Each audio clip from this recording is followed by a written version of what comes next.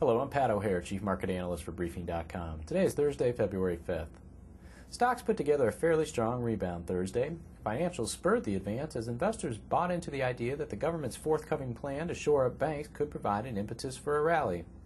Financials were down as much as 4.7% in the early going, but managed to climb to a gain of 4.1% after analysts at UBS stated that bank bailout news could induce sizable rallies. Senate Banking Committee Chairman Dodd told reporters it might be possible to modify mark-to-market rules, which would be a boost to banks hurt by write-downs. Financials finished the session 1.4% higher. Reuters cited a Treasury official when it reported Treasury Secretary Geithner is expected to unveil a comprehensive financial framework plan Monday. With the government progressing toward a comprehensive plan to help restore the financial system, investors were willing to look past mixed earnings and economic data that had actually put stocks under pressure in the early going. Cisco topped quarterly earnings expectations, but disappointed investors when it issued downside revenue guidance. Networker Cisco was able to rebound with the help of other large-cap technology stocks. Large-cap technology led the NASDAQ in outperforming the other headline indices.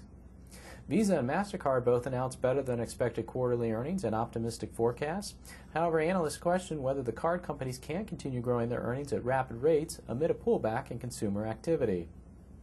Softer consumer spending prompted numerous retailers to issue cautious forecasts amid lower January same-store sales.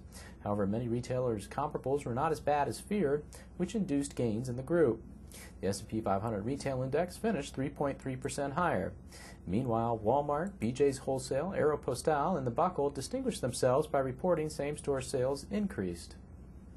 Weekly initial jobless claims were up for the fourth straight week, this time climbing 35,000 to 626,000 for the week ending January 31st. The number exceeded the 580,000 claims that were expected and was the highest level since 1982.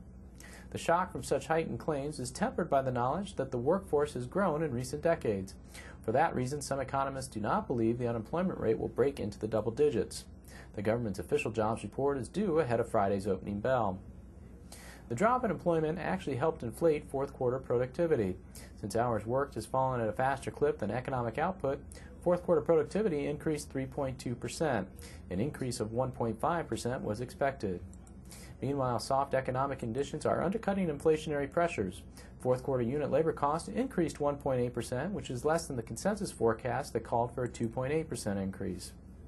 Trading volume hit a two-week high this session, exceeding 1.6 billion shares on the New York Stock Exchange. All 10 of the S&P 500 sectors finished higher. I'm Pat O'Hare for Briefing.com. Thanks for listening.